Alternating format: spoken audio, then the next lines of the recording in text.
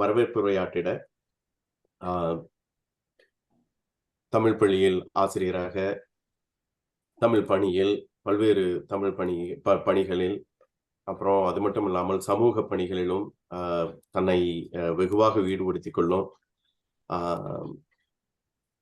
திரு விஜய் அவர்களை வரவேற்புரையாற்றிட அன்போடு அழைக்கிறேன். நன்றி பிரபு. எல்லோருக்கும் காலை மற்றும் மாலை வணக்கம். நிறைய பேர் இந்தியால இருந்து ஜாயின் பண்ணியிருப்பாங்கன்னு நினைக்கிறேன்.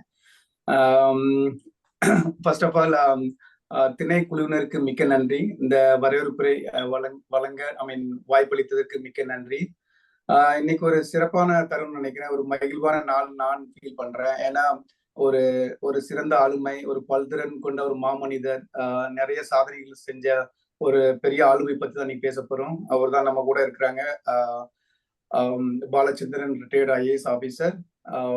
அவங்க இந்த பிஸி ஸ்கெடியூலையும் நமக்காக இந்த வீக்கெண்ட்ல கூட நமக்கு அந்த டயத்தை ஒதுக்கி கொடுத்ததுக்காக மிக்க நன்றி ஐயா. உங்களை வருகை நான் வரவேற்கையில மிக பெருமை அடைகிறோம். திணைக்குழுவின் சார்பாக நான் ஐயாவை பத்தி கொஞ்சம் குறிப்பெடுத்தேன். ஆக்சுவலா ஐயா பத்தி கொஞ்சம் இளமை பருவத்துல இருந்து சில விஷயங்களை ஷேர் பண்ண விரும்புறேன். ஈவன் நான் விக்கிபீடியால கூட நிறைய விஷயம் தேடினேன், பட் ரொம்ப ரேரான இன்ஃபர்மேஷன் கிடைச்சது. அவங்க பேசிக்கலி ராமநாதபுரத்துல பிறந்திருக்காங்க. அவங்க மிடில் ஸ்கூல்ல அங்க முடிச்சுட்டு திரும்ப சிவகாசிக்கு மூவ் ஆயிட்டாங்க ஃபேமிலி ரீசன்ஸ்னால. அங்க ஹைஸ்கூலையும் ஹையர் செகண்டரி இளநிலை பட்டத்தையும் அங்க முடிச்சுட்டு அதுக்கப்புறம் முதுகலை பட்டத்துக்காக மதுரை காமராஜ் யூனிவர்சிட்டிக்கு போயிருக்காங்க. அங்க முடிச்ச உடனே சர்வீஸ் எக்ஸாமுக்கு பாஸ் பண்ணியிருக்காங்க. எக்ஸாமுக்கு ட்ரை பண்ணியிருக்காங்க. பட் டூரிங் ஸ்கூல்ஸோ காலேஜ் டேஸ்ல பாத்தீங்கன்னா எல்லாருக்கும் ஒரு டீச்சர்ஸோ ப்ரொஃபஸரோ ஒரு பெரிய மோட்டிவேஷனா இருப்பாங்க. அதுல ஐயாவுக்கும் அதுல ஒரு 2-3 பேர் இருந்திருக்காங்க. லைக் சபரிமுத்து ஆசிரியர், கோயில் பிள்ளை அண்ட் வைத்தியநாதன், இவங்கெல்லாம் பாத்தீங்கன்னா ஒரு சிறந்த மோட்டிவேஷனா இருந்திருக்காங்க அவர் IAS எக்ஸாம் எழுதுறதுக்கு. இல்ல ஸ்பெஷல் என்னன்னா ஃபர்ஸ்ட் அட்டெம்ப்ட்லயே ஐயா சர்வீஸ் எக்ஸாம் கிளியர் பண்ணிட்டு வெஸ்ட் பெங்கால் கேடரா செலக்ட் ஆயிருக்காங்க. இதுல அவரோட சர்வீஸ் ஆரம்பிச்ச உடனே அவருக்கு ஒரு சிறப்பான சம்பவம் ஒன்று நடந்திருக்குது. என்னன்னா அதை உங்களோட நான் ஷேர் பண்ண விரும்புறேன். 1987 ஐ திங்க் மே 22 எலெக்ஷன் வருது. அப்போ பாத்தீங்கன்னா ராஜீவ்காந்தி பிரைம் மினிஸ்டர் இருந்திருக்கிறாரு. மே 20ஆம் தேதி அவர்கிட்ட அந்த டிஸ்ட்ரிக்ட்ல எலெக்ஷன்ல பேசுறதுக்காக பெர்மிஷன் கேட்கிறாங்க. பட் ஐயா எந்த ரூல் பெண்ட் பண்ணாம பயங்கர ஸ்டாப்னா இருந்து அந்த லீகல்ல நான் கிளியர் பண்ணாம எதுவும் கொடுக்க மாட்டேன்னு ரொம்ப ஸ்ட்ராங்கா இருந்திருக்கிறாங்க. இவருடைய நேர்மையும் இவருடைய விடாமுயற்சியும் பார்த்துட்டு அவர் ரொம்ப பெருமைப்பட்டு என்ன பண்ணிட்டாருன்னா அவருடைய எலெக்ஷன் மீட்டிங்கே ஒன் டே முன்னாடி வச்சுட்டாரு. மே 19 அந்த மீட்டிங்கை வச்சுட்டாரு. பட் எல்லாரும் இவரை வார்ன் பண்ணிருக்காங்க, நீ பிரைம் மினிஸ்டர் எதிர்த்து பண்ணியிருக்க, நிறைய இஷ்யூஸ் நீ ஃபேஸ் பண்ண வேண்டிய. பட் ஐயா அதுல ரொம்ப ஸ்ட்ராங்கா இருந்திருக்காங்க. ரொம்ப பர்ஃபெக்டா அவங்க டியூட்டியை பண்ணியிருக்காங்க. ஃபியூ வீக்ஸ்ல பாத்தீங்கன்னா ஒரு பெரிய சர்ப்ரைஸ் வந்திருக்கு ஐயாவுக்கு. என்னன்னா PM ஆபீஸ்ல கேபினெட் செக்ரட்டரி யூஆர் அப்பாயிண்டட்னு ஒரு பெரிய சர்ப்ரைஸ் வந்திருக்குது. எனக்கு தெரிஞ்சு ஒரு IAS கேடர் உள்ளவங்க வித்தின் இயர்ல பாத்தீங்கன்னா கேபினெட் செக்ரட்டரி அப்பாயின்ட் பண்றது வெகு சிலர் தான் இந்தியாவில். அதுல ஐயாவும் ஒரு குறிப்பிடத்தக்க ஆளா இருப்பாருன்னு நான் நம்புறேன். இதுவே அவருடைய சர்வீஸ்ல எவ்வளவு பெர்ஃபெக்ஷனிஸ்டா இருந்திருக்காருங்கிறது ஒரு பெரிய சான்று சொல்லலாம். அதுக்கப்புறம் பாத்தீங்கன்னா அவரு சர்வீஸ்ல இருக்கிறப்ப கூட நிறைய தமிழ் மொழிக்காக பல தொண்டுகள், பல உரைகள் ஆற்றிருக்காரு. அதுக்கு ஒரு எக்ஸாம்பிள் பாத்தீங்கன்னா டெல்லியில இருந்துகிட்டு நிறைய தமிழ் ஆளுமைகள், நிறைய கவிஞர்களோட நல்ல உரையாற்றிருக்காரு. நிறைய எக்ஸ்பர்ட்ஸ் கூட லிங்க்ல இருந்திருக்கிறாரு.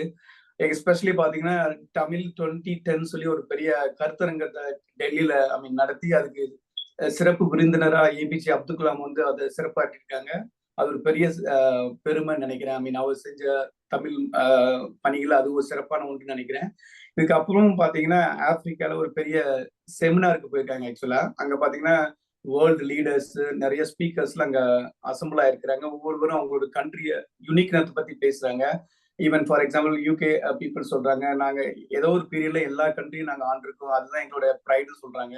ஜெர்மன் சொல்றாங்க, நாங்க டெக்னாலஜில ரொம்ப டாப், எங்களுக்கே தான் மற்ற கண்ட்ரிஸ் அப்படின்னு சொல்றாங்க. இப்போ பிரெஞ்சுக்காரங்க என்ன சொல்றாங்கன்னா மோஸ்ட்லி அவங்க ரைட்டிங் ரொம்ப டெப்தா ஸ்ட்ராங்கா இருக்கிறோம், அதனால நாங்க எங்க வெரி குட் ரைட்டர்ஸ் எங்க கண்ட்ரில இருந்தாங்க ஆர்ஜினேட் ஆயிருக்கான்னு சொல்றாங்க. அப்புறம் ஐயா பேச போயிருக்காரு. ஐயா நம்ம இந்தியாவோட டைவர்சிஃபைடு பத்தியும் பேசியிருக்காங்க. அதுக்கடுத்து தமிழ் மொழியும் டச் பண்ணியிருக்காங்க. எஸ்பெஷலா பாத்தீங்கன்னா யாரும் ஊரே யாவரும் கேள்வி அப்படின்னு இருக்காங்க. அவங்க தமிழ்ல சொன்ன உடனே அவங்களுக்கு புரியாது டெஃபினட்டா. அதுக்கப்புறம் ஐயா அதை டிரான்ஸ்லேட் பண்ணியிருக்காங்க. All places are ours, all people are dear and near அப்படி சொன்ன உடனே அவங்க டோட்டலா எல்லாம் ஸ்டன் ஆயிருக்காங்க. ஏன்னா 1200 வருஷத்துக்கு முன்னாடி பாத்தீங்கன்னா எந்த ஒரு டிரான்ஸ்போர்ட் ஃபெசிலிட்டியும் கிடையாது. ஈவன் நம்மளால ஒரு 100 கிலோமீட்டர்ஸ் கூட டிராவல் பண்ண முடியாது. அந்த சிச்சுவேஷன்ல ஒரு கவிஞர் பூங்குன்றனார் எப்படி ஒரு விசுவலைஸ் பண்ணி ஒரு குளோபலா அப்ப யோசிச்சிருக்காரு அப்படின்னா தமிழ் மொழி வந்து எவ்வளவு ஒரு சிறந்த மொழி, ஒரு பவர்ஃபுல் மொழியா இருந்திருக்கு அப்படின்னு சொல்லி அவங்க பயங்கரமா அப்ரிஷியேட் பண்ணியிருக்காங்க. இது என்ன நமக்கு காட்டுதுன்னா, ஐயா அங்க டெல்லியில இருந்தாலும் நம்ம தமிழ் மொழி மேல எவ்வளவு பற்று வந்து அந்த தமிழ் மொழியோட பெருமைகளை வந்து ஒரு உலக தளத்துக்கு எடுத்து போயிருக்காங்க. இது ஒரு சிறந்த எடுத்துக்காட்டுன்னு கூட சொல்லலாம். பொதுவா பாத்தீங்கன்னா நீங்க ஐஏஎஸ் கேடர்ல உள்ளவங்க அவங்க பணிகளை சிறப்பா செய்வாங்க. ரிட்டையர்ட் ஆயிட்டு நல்ல ஒரு பீஸ்ஃபுல்லான லைஃபை லீட் பண்ணணும்னு நினைப்பாங்க. ஆனா ஐயா அதுல டோட்டலி எக்ஸப்ஷனா இருந்திருக்காங்க. எப்படின்னா ரிட்டையர்ட் ஆனாலும் கூட நான் தமிழ் மொழிக்காகவும் ஏழை எளிய மக்களோட அவங்களுடைய ரெப்ரசன்ட் பண்ற ஒரு பர்சனாகவும் அரசியல் பேசும் ஆளாகவும் இருந்திருக்காங்க. அதுவும் குறிப்பா பாத்தீங்கன்னா மாணவர்கள் மத்தியில உரை கொடுக்கறது, இவங்க சர்வீஸ் எக்ஸாம் ப்ரிப்பேர் பண்றவங்களுக்கு அவங்க மோட்டிவேட் பண்ணி பேசுறது, அதுக்கடுத்து நிறைய இலக்கிய மேடைகளை போய் உரையாற்றுறது, புக்ஸ் பப்ளிகேஷன்ல போய் பேசுறது. அது மாதிரி இதோட ஸ்பெஷல் என்னன்னா மோஸ்ட்லி அந்த ஐஏஎஸ் கேடர் உள்ளவங்க எல்லாம் பாத்தீங்கன்னா இதெல்லாம் கூட பண்றாங்க. ஒரு சிலர் ஃபார் எக்ஸாம்பிள் இறையன்பு கூட அந்த இலக்கியம் இதெல்லாம் பண்றாரு. ஆனா கான்டெம்பரரி அரசியலோட அவங்களுடைய வெளிப்பாடை பத்தி பேசுறது வந்து ரொம்ப ரேர், வெரி ஃபியூ பீப்புள் தான் பேசுறாங்க. அதுல பாத்தீங்கன்னா இப்போ கான்டெம்பரரி டைம்ல பாத்தீங்கன்னா பாலச்சந்திர ஐயா வந்து ஒரு டாப் லிஸ்ட்ல இருப்பான்னு நான் அதை திடமா நம்புறேன் ஆக்சுவலா. ஸோ இது மாதிரி பல்முகம் பல்திறன் கொண்ட திறமை கொண்ட ஐயா வந்து இன்னைக்கு நம்ம கூட சேர்ந்து இருக்கிறது வந்து ஒரு சிறப்பான தருணம்னு நான் நினைக்கிறேன். மீண்டும் அவரை வருகன்னு வரவேற்கல நான் மிக்க சந்தோஷம் அடைகிறேன். எனக்கு இதுல ஒரு சின்ன ஒரே ஒரு ஆதங்கம் இருக்கு. என்னன்னா விக்கிபீடியால எனக்கு தெரிஞ்சு அவரோட பேஜின்னு எதுவும் தனியா இல்லை.